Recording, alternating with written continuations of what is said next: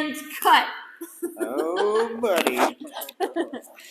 Hey guys, so we're here today just wanting to talk about the proprioception, which they call the sixth sense. And it's really what I've been trying for years to like nail down of why some people get really good at in this art, martial arts, jiu-jitsu, boxing, any of that stuff, and then why some people don't, and why it is that actually not just showing up at the gym, but showing up at the gym and giving your 100%, why that matters so much as far as getting good at the sport. So proprioception, by definition, is a sense that lets us perceive the location, movement, and action of parts of the body. And so it's really about connecting the body parts with movement. And so I'm going to actually post a picture that talks about how it's really the way your brain communicates with your inner ear, working with balance and movement, and the spindles of your muscles along with your eyes.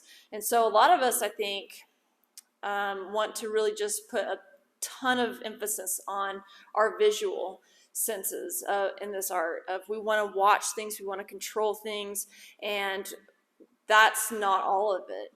And so would you kind of agree with that, Woody? What's your kind of take on the proprioception and the importance of in the art? Yeah, it's so important. I mean, I don't know how to spell the word, but yeah, without thinking about it, you know how the body moves. How do I know how to move on my arm in the right place or my leg in the right place, especially in jiu-jitsu? Because most of our bodies are covered up maybe by another person, usually, or flat on the mats. We cannot see what the other is doing. So how do we know how to move it? Do we know how to get there?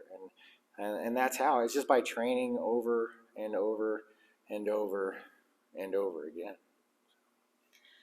Yeah, we were talking earlier about how it might be really beneficial to try to be blindfolded and to kind of train without having that sense of eyes. In the video, they actually talked about what happens when you have one of your senses taken away, and what happens is if you keep pushing and developing those other senses, that you actually get stronger in those other senses.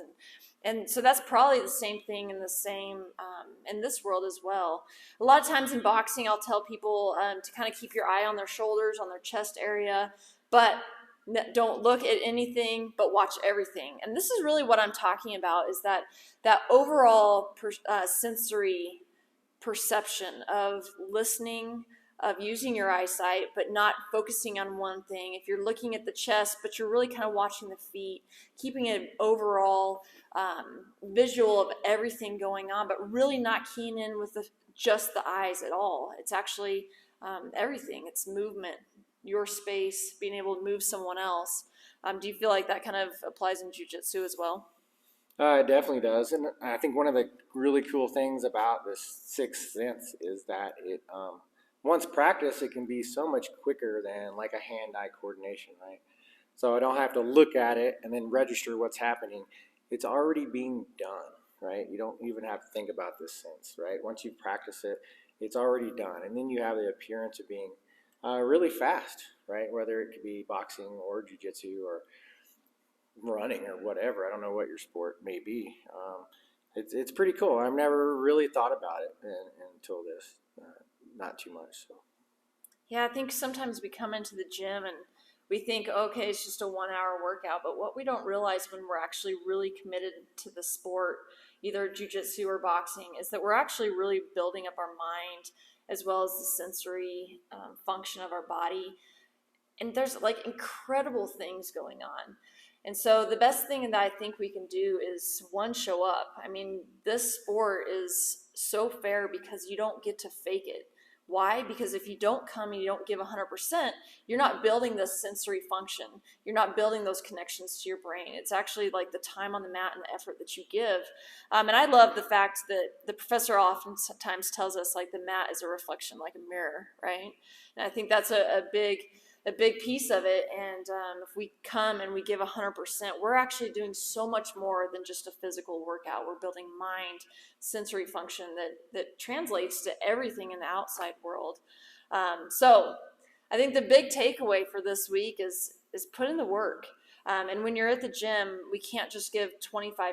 We've got to give everything we've got and get in there. Be willing to fail, because that's how we build all this sensory function, is seeing what worked, what doesn't work, and building it from there. So Yeah, agreed. Let's come in, give 100%. you got to get in here. Okay, guys, hopefully you're as fascinated this week as I am, and let's keep this challenge up. We got one more week, so good job.